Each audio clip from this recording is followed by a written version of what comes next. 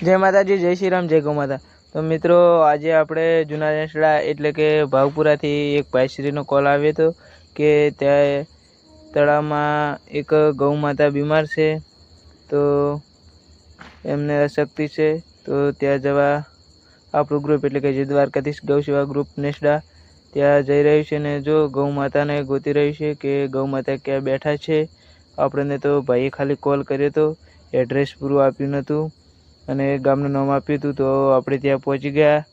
જો આપણે ગોતી નાખી છે જે ગૌ માતા બેઠા છે ત્યાં આપણા ગ્રુપ એટલે કે જે દ્વારકાધીશ ગૌ સેવા ગ્રુપના ગૌ સેવકો બધા આવી ગયા છે અને આ છે ગૌ માતા જે અશક્તિના કારણે બેઠા છે। તો આપણું ગ્રુપ તેમને સારી રીતે બેસાડવા માટે પ્રયત્ન કરી રહ્યું છે અને જુઓ મિત્રો, આપણું ગ્રુપ ગૌ માતાને ઊભા કરવાની કોશિશ કરી રહ્યું છે, પરંતુ તે ઊભા થાય તેમ નથી જુઓ મિત્રો। અને આપણે આ ગૌ માતાના બુટ્ટીથી તેમના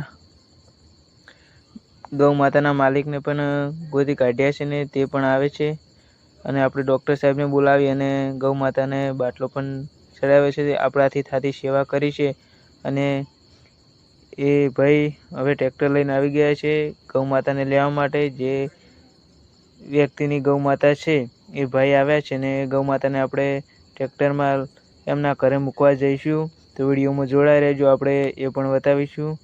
તો ત્યાં જૂના નેસડાના ગૌ સેવકો પણ હાજર છે, તે પણ આપણને મદદ કરી રહ્યા છે। જુઓ મિત્રો, બધા ગૌ સેવકોએ ગૌ માતાને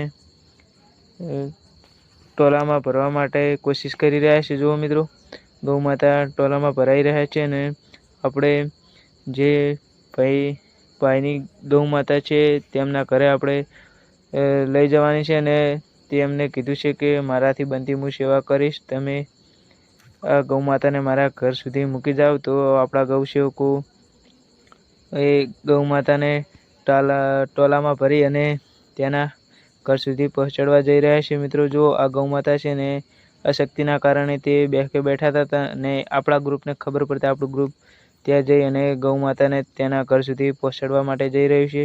તો મિત્રો, તમારી આજુબાજુમાં પણ ક્યાંય અબોલ જીવ ઘાયલ દેખાય તો તરત આપણું ગ્રુપ એટલે કે જે દ્વારકાધીશ ગૌ સેવા ગ્રુપ નેસડાને કોન્ટેક કરવો, જેથી કરીને તેની સારી રીતે આવરી સેવા થઈ શકે અને એનો પણ જીવ બચી શકે। તો મિત્રો, અવશ્ય કોલ કરજો અને જીવ બચાવજો, તમે પણ બને એટલી સેવા કરજો। આપણું ગ્રુપ તો ગૌ માતા માટે અને અન્ય અબોલ જીવ માટે તત્પર હોય છે અને તેની સેવા કરવા માટે હંમેશા હર હંમેશ તૈયાર રહે છે।